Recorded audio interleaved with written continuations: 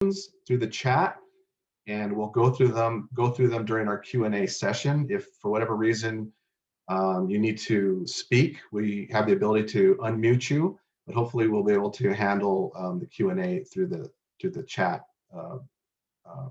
portion. Also, as mentioned, to continue to enter who you are and where you're from for all of us to see. And I think with that, I want to turn it over to a very important person, Mr. John White, who is VTA's Chief Procurement Officer, to kick this off. And with that, John, turn it over to you. Thank you very much, Raul. Hello, and on behalf of VTA, I'd like to welcome you to the initial meeting of the Silicon Valley Transit Consultants BART Phase 2 Mentor Protege Program. My team at VTA is responsible for contracts, procurement, supplier diversity, program management, contract compliance, and management of the VTA warehouses and related materials management activities. The BART Phase 2 project is a 6-mile extension that will bring BART train service from Berryessa, North San Jose, underneath downtown San Jose, where it will ultimately terminate in the city of Santa Clara, just west of Mineta International Airport. The project will include a tunnel of approximately 5 miles, 4 stations, 3 of which will be underground, 2 mid-tunnel ventilation facilities, a train maintenance facility, and parking garage. The project will be broken down into 4 separate packages: systems, tunnels and track work, underground stations and support facilities, and the Newhall Yard Station, parking garage, and support facilities in Santa Clara. This roughly $6.8 billion project is the single largest infrastructure project in Santa Clara County history. Construction should be complete in the 2028 timeframe, and revenue service will start in 2030.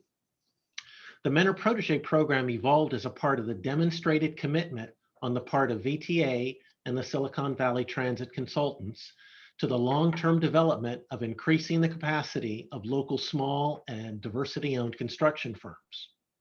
Part of our strategy is to open up these online training sessions at no cost to the general public to make this valuable information available to as wide an audience as possible. So if you miss a session, you will be able to watch a video of the session on the websites for SVTC, VTA, or MBC, Minority Business Consortium. The topics will vary at each session, so some may be more applicable to you than others, but I encourage you to attend all of them and let your networks know about these learning opportunities. My personal philosophy is that if you learn one thing out of each session and you're able to apply and use it, then it was worth your time. As each successive Phase 2 work package is awarded, you can look forward to additional opportunities to market your goods and services and participate in additional Mentor Protege Program related learning activities. Each individual package we award is going to have this same kind of Mentor Protege Program incorporated into it. So finally, I'd like to give special thanks to Raul Labran of SVTC, Robert Lester of Lester International, Walter Wilson, Reginald Swilley, and Carol Bean of Minority Business Consortium, and Olga Medina of my staff for all of their hard work to make this program a reality. Enjoy the program. Thank you very much. So without further ado, I'd like to turn it over to our guest speaker. Mr. Sam Wilson is Head of Talent Acquisition with Mott-MacDonald, and he'll be talking to us today about talent acquisition and candidate experience. Sam?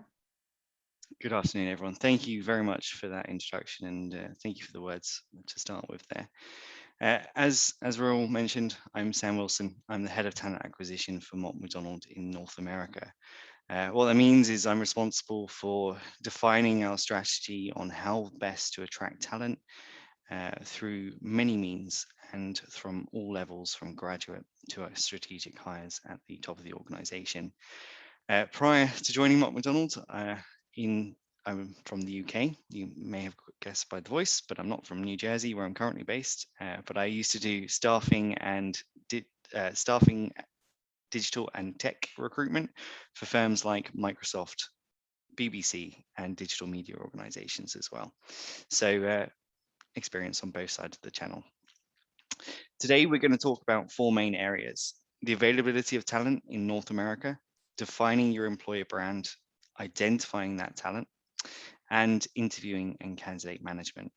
Important point to note, I've tried to make this as applicable for all organizations, whether you are a team of 10 people or a team of 50. I hope that there are tips and things that you can take away from today that can be implemented in any organization. At the same time, I have focused some of the points on civil engineering and the local market in California. But if you have questions afterwards that are more general or in different areas other than those points, please do reach out to me. So some house rules to kick us off. Please do ask questions. Raoul and Carol in the chat will be able to translate those to me and interrupt as we go if there's necessary, or we can answer them at the end. If there's a question too big, we'll put it in the parking lot and I'll come back to you later. And keep it general. So if you're speaking about specific experience, try to make it as general as possible so we can answer that for you. As we kick off, I do want to think about how you recruit. What does your day-to-day look like in your involvement in recruitment? How many people do you recruit each year? How many people do you anticipate recruiting over this year? Have a think about that as we go through the presentation and try and identify opportunities to implement some of the things I talk about with your plan. So kicking it off and talking about the availability of talent. And as I mentioned, I'm going to start with talking about civil engineering and get more general as we go through. Unemployment remains incredibly low for civil engineering. It's less than 1% in the US. There's an estimation of 303,500 civil engineers in the US. But at the same time, there's 329,000 jobs. So that means there's a gap of approximately 25,000 people where we're trying to find people to fill those jobs. And the average median salary of a civil engineer in the US is approximately $90,000. So despite COVID, despite the challenges that we've all faced over the last year, recruiting remains a real struggle. It remains something that you need to be intentional about. It remains something that you need to have a plan about, and it should be a focus for all organizations. So moving on and being a bit more specific about California, and with this example of civil engineering. Now, most of this information has been developed through LinkedIn and Bureau of Labor Statistics. So if you have any questions or think there's a disagreement, feel free to contact me afterwards. So in California, over 70,000 civil engineers in the market. The mobility of talent. Last year, out of those 70,000 people, 10% changed jobs. So that's almost, almost 7,000 people change jobs. So there is a flexibility. People move organizations. There is a change from time to time. So don't think it's impossible to recruit talent. There's certainly that opportunity to do so.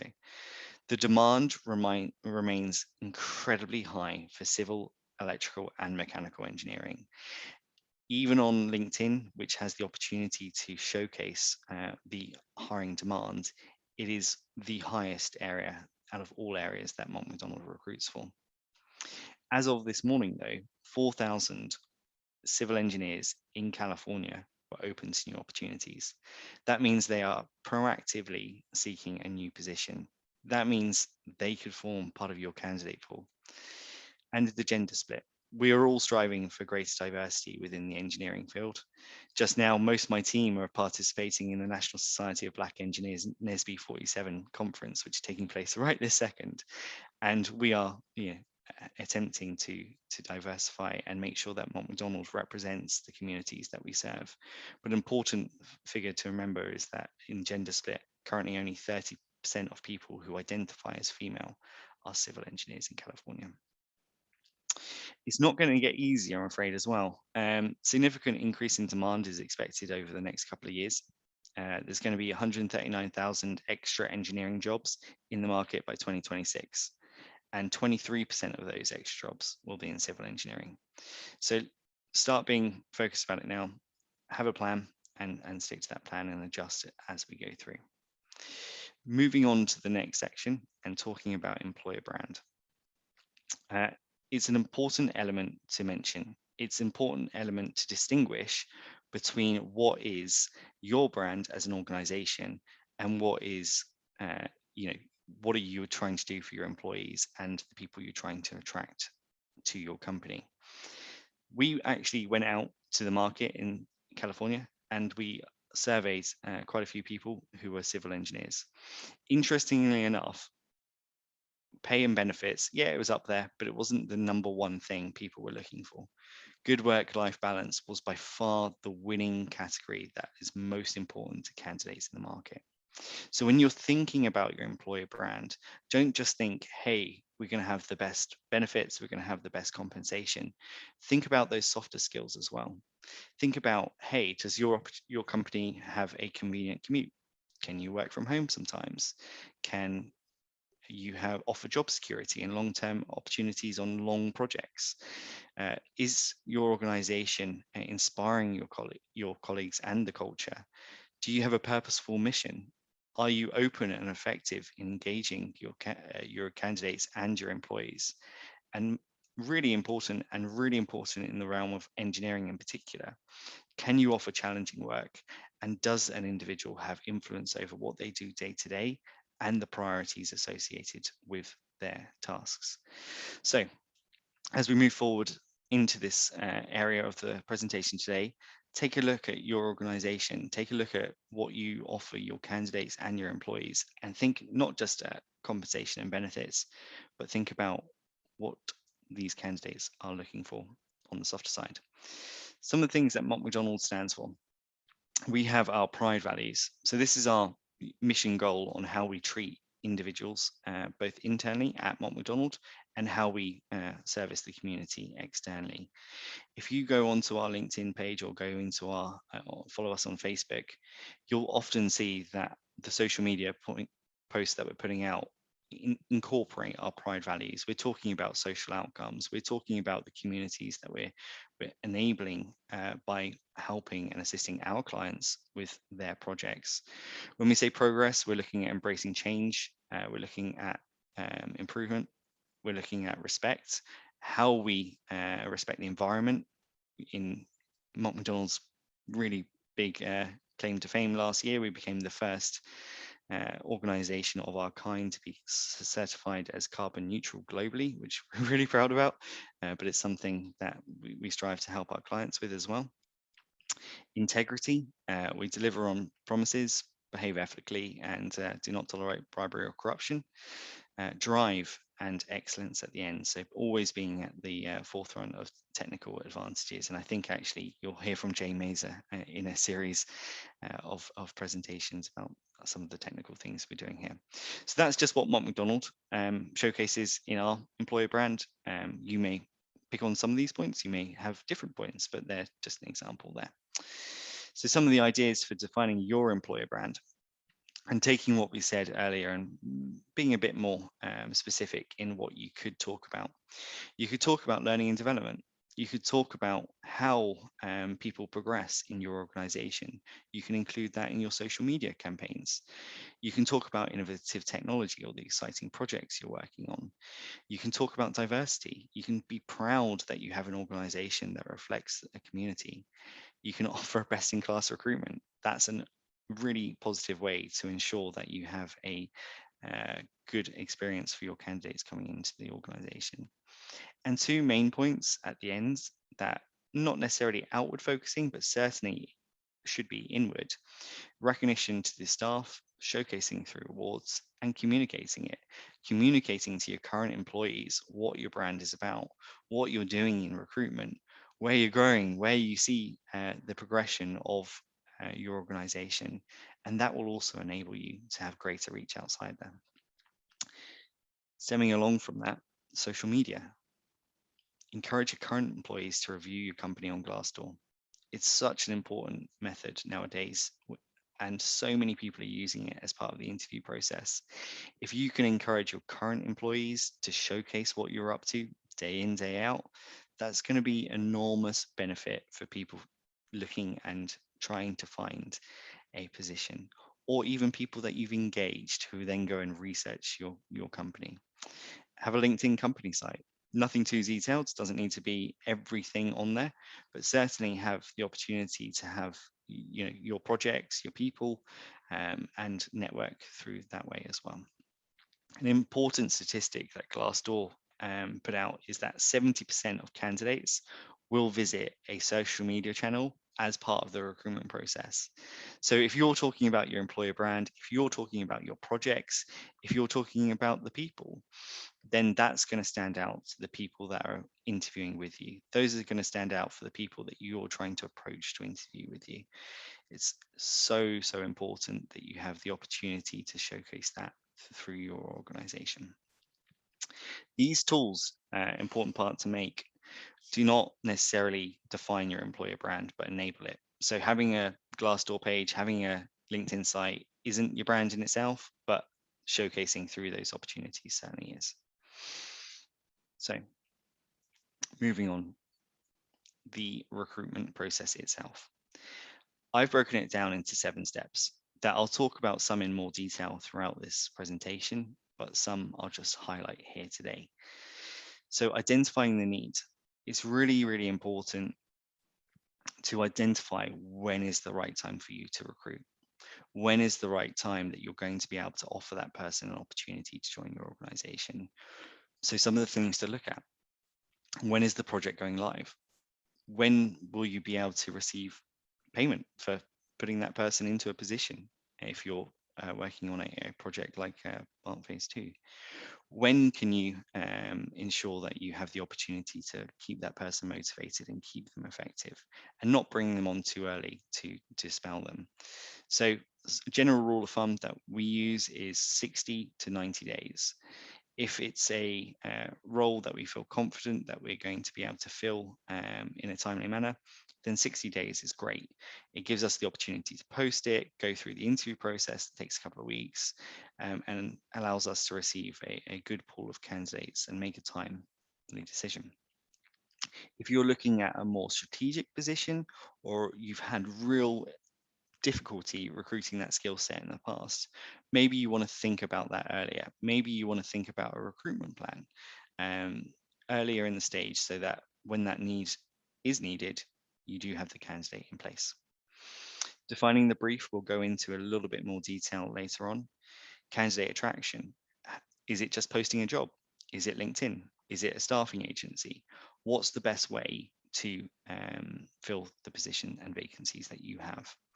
The initial assessment, so looking at that resume, looking at the brief and comparing them, providing timely feedback on the resume, providing feedback to the recruiter that you may have internally or the staffing agency, which has detailed feedback on why somebody's suitable or why they are suitable.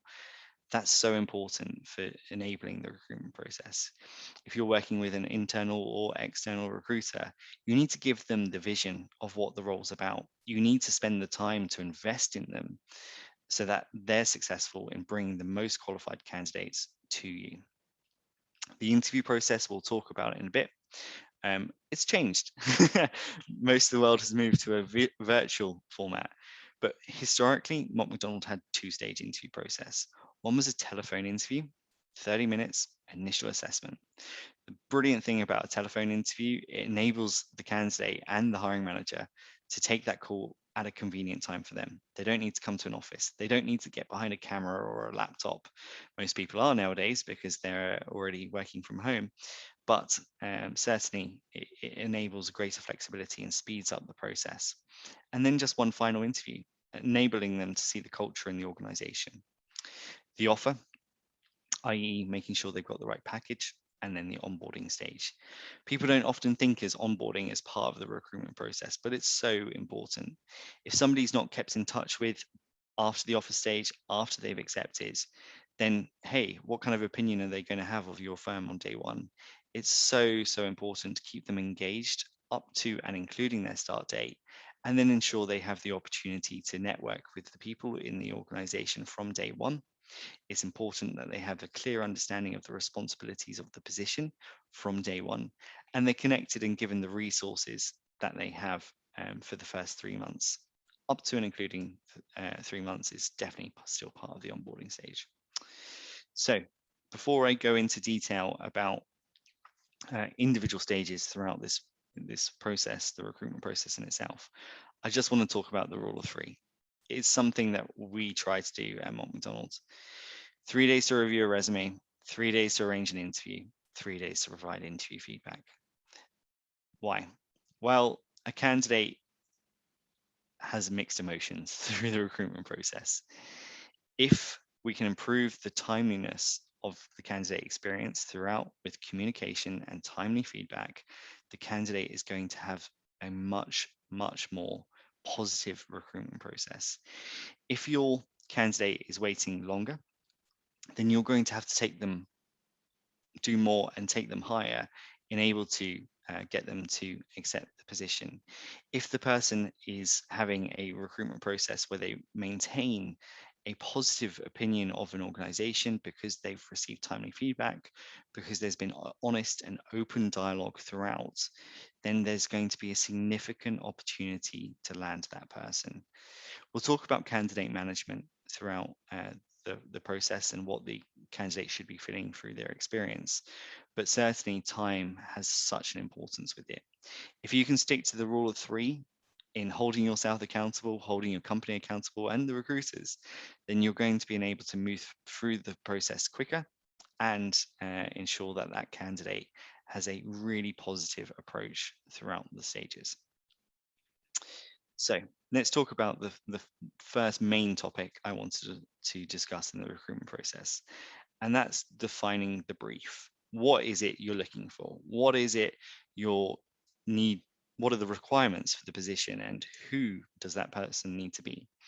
So split it into three parts: a job profile, the responsibilities, and the requirements. Let's start with the requirements because that's really is the easiest part to define. What is it needed to be successful in the role? What does the person must have to be able to do the responsibilities of the position effectively and timely? Don't be too prescriptive. Don't focus on every little detail. Don't come out with a job description that has 30 bullet points or is 3 pages long. Think about just those core needs that is going to be required to do the job properly. Reason being, it's a tight market. And in particular, research has shown that candidates who don't match 90% of those requirements may be dissuaded from applying from the position. If you can focus on just what's necessary, maybe a couple of, hey, that would be nice if they had that, or if they did that, that's fine. But being too much will just dissuade candidates from applying. And be straight to the point, use bullet points. You know, most of the job descriptions can be selling a narrative, telling your story, selling your vision, but the requirements of the position, just keep it straight. Allow a candidate to quickly go through and assess whether they're suitable for that position. So the other two parts, the job profile and the responsibilities. Responsibilities should be an overview of what the individual does day to day, what kind of projects they're working on, who they're working with, if you're able to divulge it, the clients, the people, and what they're accountable for. Accountability is such an important part to include in responsibilities. Why? So that the candidate has a good understanding of what they're responsible for from day one. There's no, mismatch of ideas when it comes to starting if you can have all that in your responsibilities to start with. The third part, the last part, the job profile, is really an opportunity to showcase your employer brand.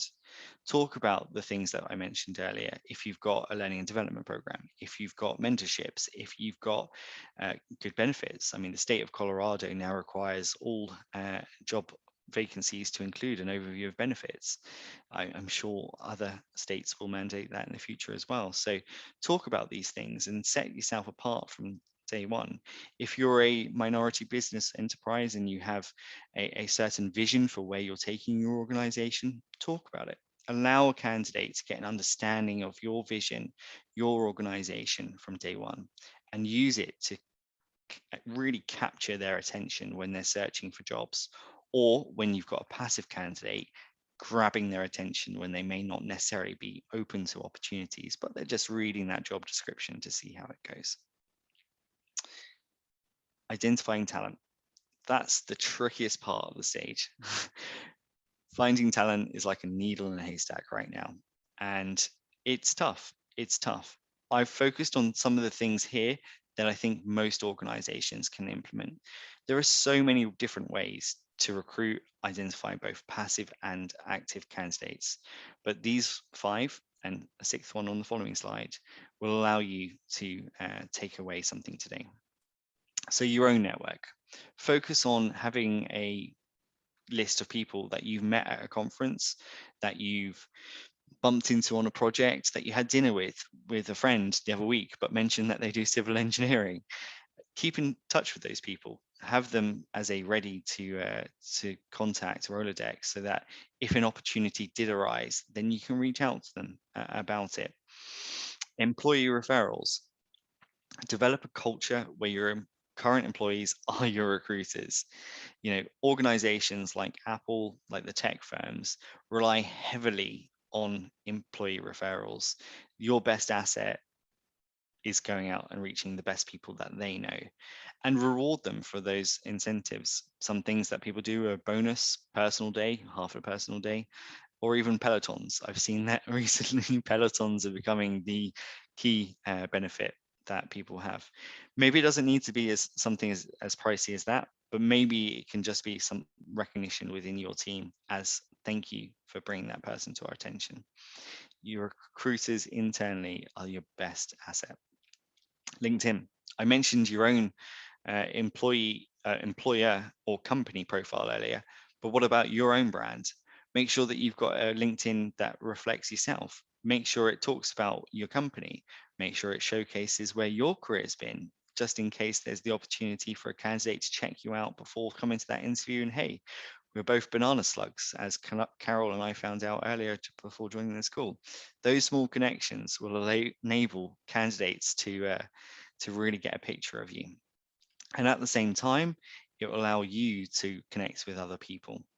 Now, some organizations have access to LinkedIn Recruiter where they can send hundreds of emails every day to passively target candidates. But one tip I recommend is personalized messages.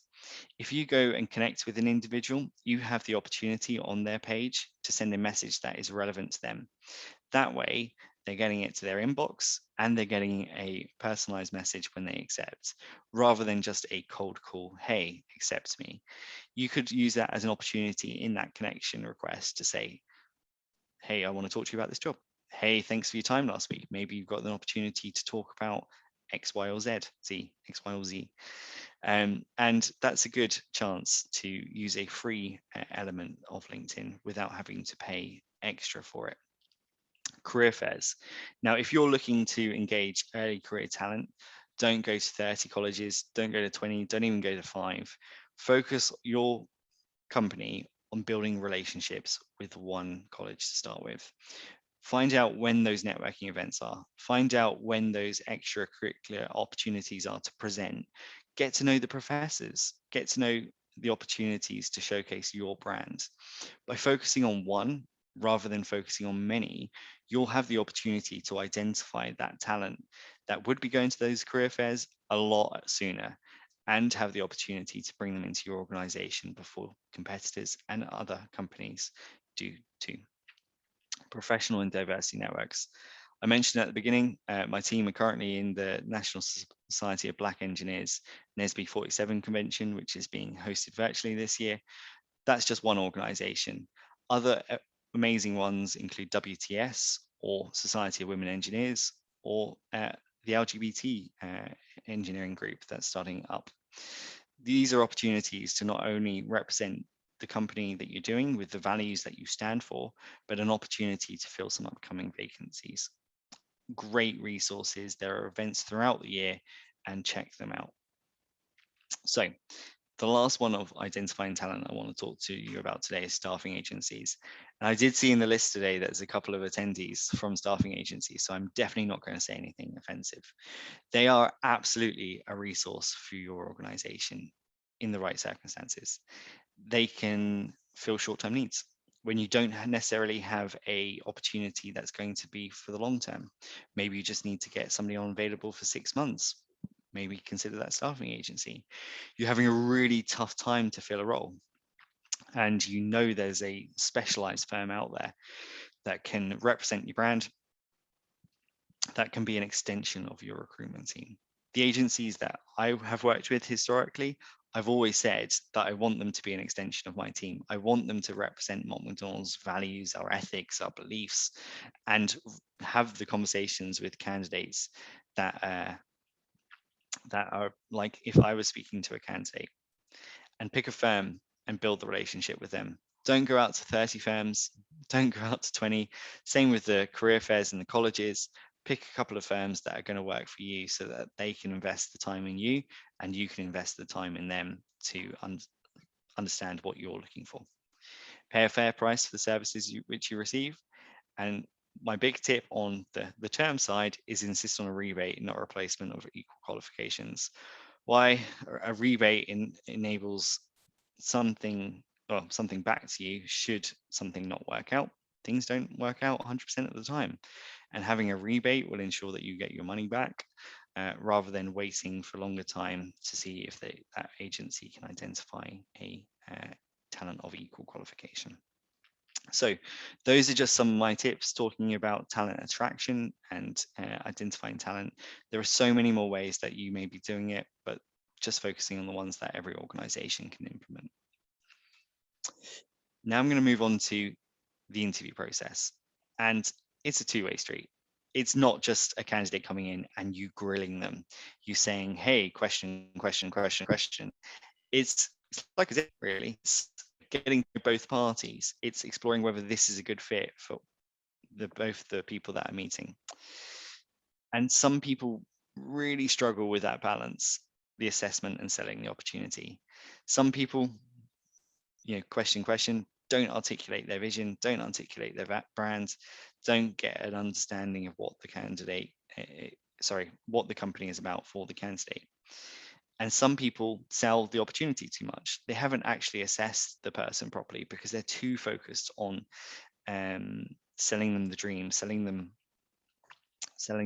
what the role's about and selling them the responsibilities, because it's a tight market, because you're using it as an opportunity to showcase your brand.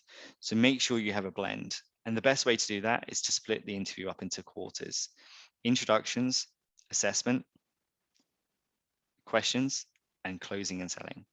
That way you're having a equal opportunity to get to know each other throughout the process. Now, delving into those 4 quarters, introductions, so important. Introduce yourself, introduce the role, introduce your company and responsibilities. I'm talking about the responsibilities again, so the candidate knows what it's about, so they have a clear expectation of day one. Enable yourself to get to know the person a bit better at the beginning by having a general introduction. Assessment of a candidate. I think there are 4 main ways that you assess a candidate: their technical ability, their communication, their team culture and fit, and unique skills to the position. 4 things that you're trying to understand about the person during that hour or 45 minutes. It's tough to get all those things answered throughout, but if you can tap on to at least a part of them, then that's great. Important point to make: there may be a different balance between some of the roles. You may have a coder, a back-end coder, who's just focused on sat there all day, coding away on whatever back-end programming language they use. Maybe they don't need to have the communication skills for that position. Maybe it's more about technical ability and the unique skills. Think about these 4 things as you're going into an interview. Think about which ones are the most important ones, which ones you should be focusing your interview on. Like I said, if it's a back-end developer, maybe you'll focus less on communication or another element of the assessment, just to make sure that you have the fairest and most realistic opportunity to bring them to the team. So what do I mean by technical ability? If I focus again on civil engineering, a recruiter can only assess somebody to the ability that they have awareness of it. Somebody, a hiring manager, a business leader, will have a much clearer understanding of what the day in, day out is. That's your real opportunity to ask the wheres, the hows. Can you give me an example of what project you worked on when you did this? Or have you ever come about this? Or if you haven't had experience about this, when did you use it? Asking these where, what, how, who, why, when questions enables you to understand what the person does day in, day out, and get a good understanding of their technical ability. Some people talk about STAR questions: give me a situation and the task that is associated with it and how you accomplished it. That may be something that you want to do as well. And some roles may require a test or a competency, like a GIS role. Maybe you need to have a bit of an understanding of ArcGIS. Maybe there's a test for all candidates. However your organization goes about doing it, technical ability is one huge part of the assessment. Communication skills. This has been the biggest challenge adapting to a virtual environment. You lose some of the ability to pick up of these skills during the virtual interview. It's very difficult to pick up on body language, how persons sat, how their reaction is. So this has become a bit more of a challenge. So you may want to ask softer questions like, tell me about yourself. What is a major challenge you faced? And listen to their answer and how they went about doing it. These softer questions will give you more of an understanding in a virtual world. Absolutely, when you're in person, do look out for the communication elements that you're seeing on screen there. The team culture and fit. Absolutely a vital part of the process. This is our LA office who are participating in a blood drive. What we do at Mott-MacDonald's is when we have the opportunity to do in-person interviews, we either do one or two things. We give people an office tour. We give them the opportunity to meet the team, just walk around, get a vibe of the office without having to, have an awkward moment where they're sat in a room and just told, this is what we're all about. So it enables people to have the flexibility and get a real understanding of what an organization is about. The other element that we also do is having somebody in the interview who is of similar responsibilities. If you're organizing interviews for early career professionals, for graduate engineers or interns, maybe you want a graduate engineer in that interview. Maybe they can give you the best picture of what the role is than you can. Think about those opportunities to engage your wider team in the recruitment process. And finally, the unique skills to a position. I always use the example of a business development position. If it's a BD role or a sales role, make sure you hone in on where they've been successful, where they've won work, what the challenges have been, what their process has been. It's so important to touch on those elements that are unique to a role. Think about it before you go in. Take a couple of points down that are unique to that position, be it a tech, engineering, whatever it is, position, and make sure that you touch on them before. Yes, you discuss project manager experience. Yes, they've been a brilliant civil engineer, but do they have those business development skills that you're looking for? It's an important element to touch in and hone on. So those are all the elements about the assessment side, but we're going to touch on the selling the opportunity, that balance within the interview. What does your company stand for? Do you have shared values and visions? Have you been able to have the opportunity to discuss these throughout the interview? Maybe you want to take 15 minutes at the end to give the candidate a clear expectation of what you stand for as an organization and what you believe they mirror as well. If they mention progression or an item that you do offer, make sure you mention it in the interview. Make sure you talk about that opportunity and make sure they're aware of it going away so that they have all the information to make a balanced decision. And relay the things that are important to them. If they've mentioned work-life balance, give examples. Hey, Jean or Jack has the opportunity to work from home on Fridays because of X, Y, or Z. I understand that you have this opportunity. Maybe you can have that. That's a brilliant way to sell them the opportunity and make it reality for them as an opportunity to join the organization. And the last thing I'm going to sort of hone in today on particular is effective candidate management. As I mentioned throughout, candidate management starts at day one. You need to get an understanding of their package details at the beginning of the process. Why? Because you don't want to get to the end and realize, hey, I love this person, they love me, but we are so misaligned on what's going on in package details. If you have that difficult conversation at day one, then you're setting yourself up for success more. you're enabling those difficult conversations at the beginning, and you're continuing to invest in them throughout the process. Big point to make. I know a lot of states and a lot of cities and a lot of counties have adopted a policy where they do not, and it is illegal to ask what somebody's current salary package is. Mott-MacDonald's adopted that as a policy throughout North America. So regardless of whether it is a city or a state that does allow package questions to be asked, we don't do it. We only focus on their expectations, where they see their value, where they recognize their talent in the market, and whether we feel that mirrors what we could offer them at our organization. Take it into consideration throughout the process. I mentioned timely manner again. I'm going to mention it again because it's so important. Keep them updated on the progress. Keep them updated on changes. If there is a change to the project, if there is a delay from the client, let them know. Say, hey, look, it's going to be a couple of weeks before I get back to you because of X, Y, or Z. It's going to be a little different, the role now, because we understand from our contract that we now have to provide these services. To provide that feedback by giving them honest and open dialogue throughout. If you're being fair to them, if you're being communicative, then that's brilliant. Their candidate expectations already managed throughout the process. And the final point I'll make is keep in touch with your silver medalists for the future. Nowadays, it's very rare to have a process where you have 9 candidates going through the interview process. You may just have a couple based on the fact that you've been able to identify a couple of quality candidates, and you've got a couple of people interested.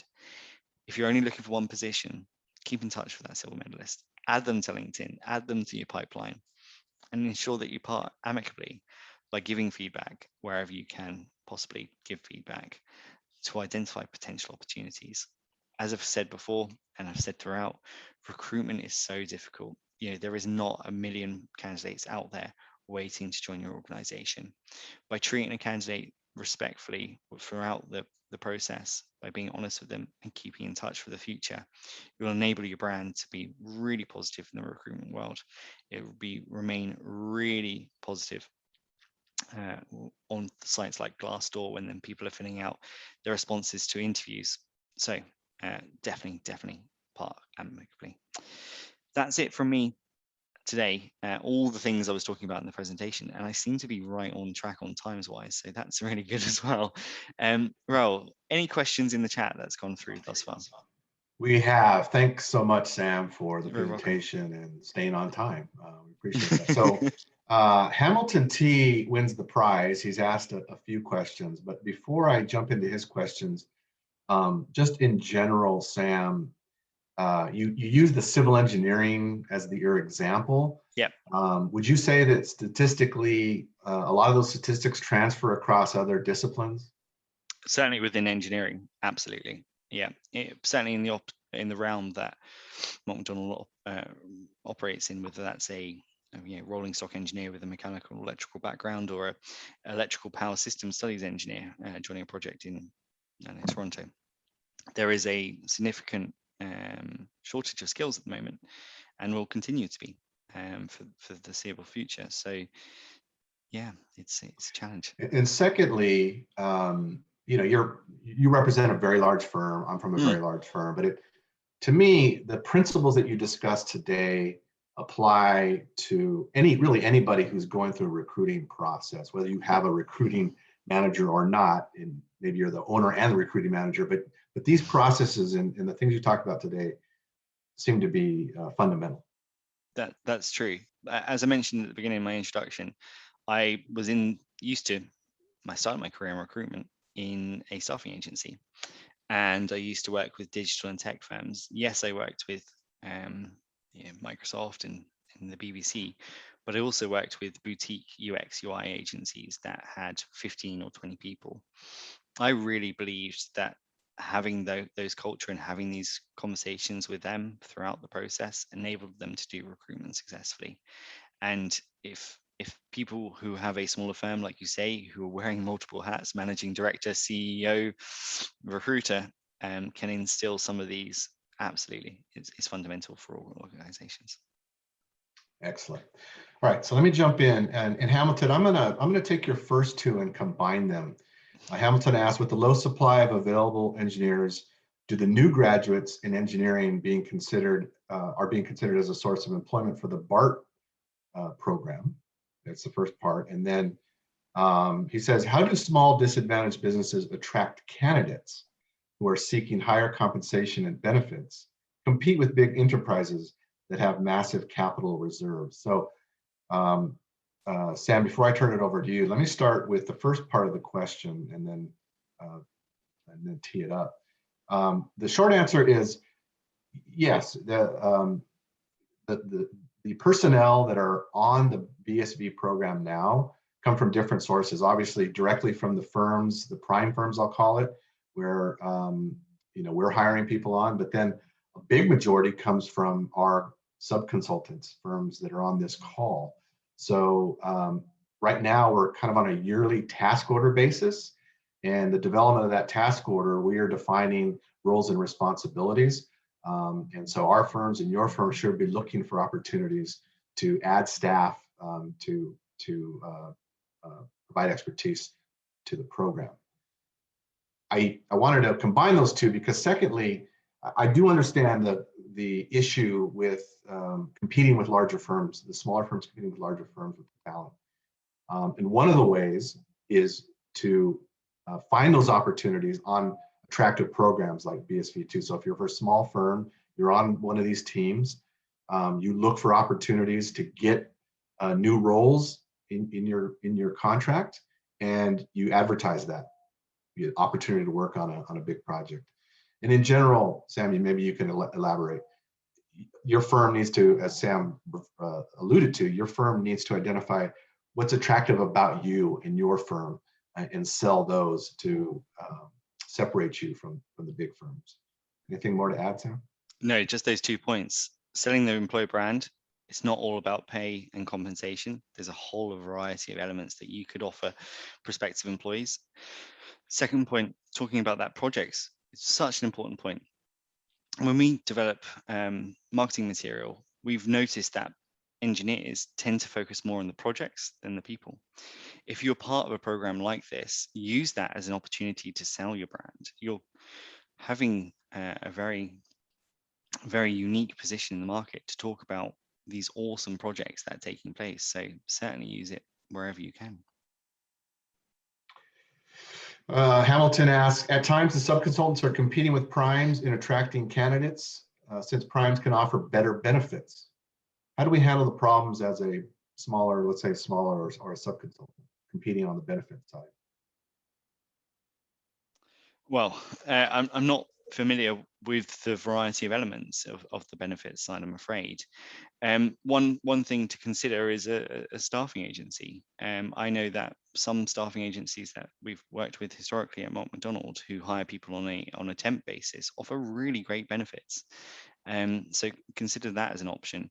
Or if you're looking to bring on somebody for the long term on a full-time position, work about having some benefits that may be more beneficial to somebody. Some smaller organizations that I've worked with in the past have offered unlimited vacation, which I know sounds like a really scary thought, but if you're looking to stand out in the market, pick maybe 1 or 2 benefits to see if you can compete on the wider scale. I'm not a benefits expert, I'm afraid. So beyond that, that's the extent of my advice, I'm afraid. Excellent. Next from Hamilton, today's COVID epidemic environment is adding as a challenging factor in attracting candidates. Any suggestion to convince out-of-state talents to move to California with the high cost of living and real estate? Excellent question. If you're offering the opportunity for relocation, then consider people who may be earlier in their career, people who want to be more mobile and want to travel to be on those exciting projects. That may be an opportunity to bring in more able talent from outside of the state. Also, are you able to offer anything from benefits to support their relocation? If not, is there any leeway in terms of when they could start so they can take things and wrap up in a cost-effective manner? often find that candidates who are moving very quickly for a project have more expenses because they're breaking leases, they're breaking mortgages and things like that. So allowing that time flexibility is an important factor. You know, California retail market, I can't even think of the word right now. All the buildings and properties, it's not getting cheaper. So recruiting people from outside of California may not be the best way. Maybe you focus on finding the talent within the state instead. And I'll just add that this is a problem for any size firm and probably any industry. One of the ways that I've seen over the years, especially in Silicon Valley where I sit, is usually the spouse or the significant other of the engineer is being attracted in for a high-tech job or something like that.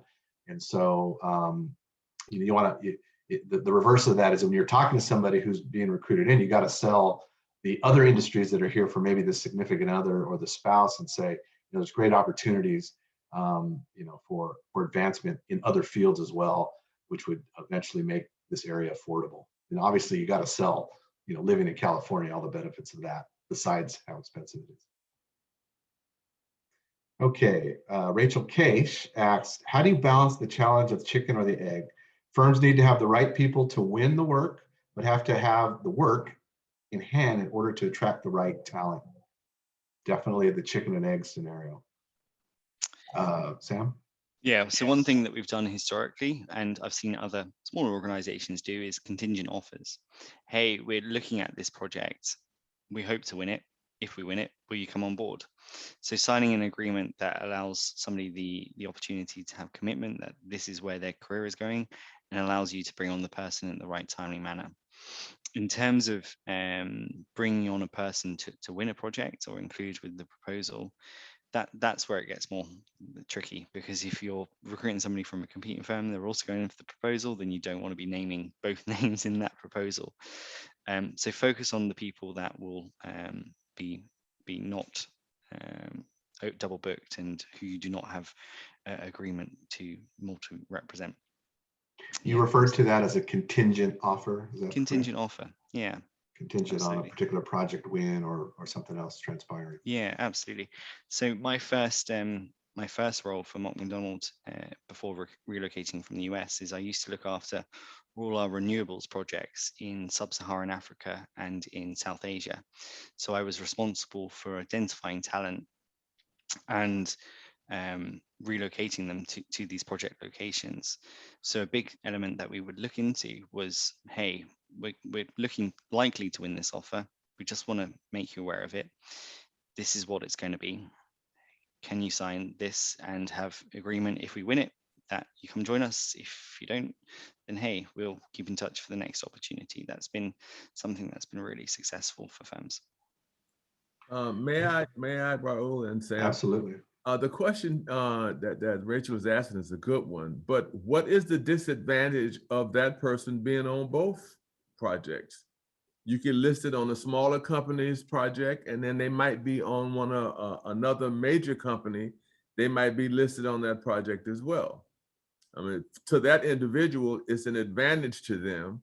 And to the small business, it's an advantage to having them on our wait list, as it were, that if we get the project, then therefore they get to come work for us.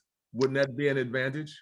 So in the project side on the resume, absolutely, there would be an advantage. From a proposal perspective and saying to a client, hey, here's a person, but they're currently working on your job, but we think they're going to join, or that person's also put in a proposal that is competing with that on the small minority business, then there's a conflict of interest there. And it's not necessarily looked too favorably if you don't have that resolved prior to that person joining. Thank you. I have one more question to read if we've got a couple of minutes, so if you want to throw something in, go ahead. But Rachel also asks, recruitment takes a huge amount of staff time and resources. Mm-hmm. How much time do you estimate you spend, Sam, or the company spends on recruitment each year? I mean, it's what I do day in, day out. This is my job. But it's a good question, Rachel. And I suppose that depends on the volume that you're trying to recruit.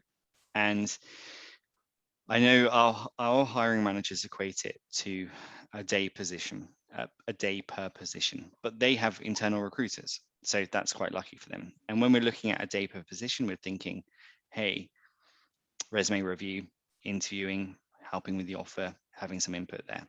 So if you're having an internal recruiter, say it's a day per position for the hiring manager or the input.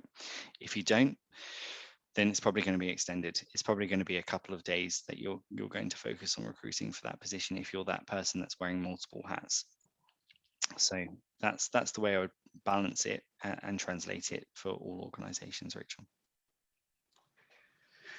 Excellent. Let me take the last 30 seconds here to thank everybody, thank our panel, thank Sam, our speaker, everybody who's attended. Also want to remind folks, this is a monthly series. The next workshop is scheduled for Thursday, May 6th. Thank you. The topic will be digital delivery. Presentation from another Mott-MacDonald expert named Jay Messer. So please look out for that. There'll be save the dates sent out in advance. Again, this session was recorded and will be made available to the attendees. Please pass the word to others that these workshops are happening. We'd love to see more people involved. And if there's any further questions, feel free to contact the organizers and we'll get back to you. With that, anything from my partners here? I just want to thank the time. Thank you very much for hosting. Thank you, Raul, everybody. And thank you, Sam. Thank you, Raul. It's been a pleasure working with both of you and look forward to doing more of these in the future. Yes, definitely spread the word. Absolutely. Have a good day. Thank you. Well done, y'all. Just a second. Thank you, Sam. Thank you very much. Really appreciate it. Support leading up to this and all the coordination. I'm trying to stop this recording.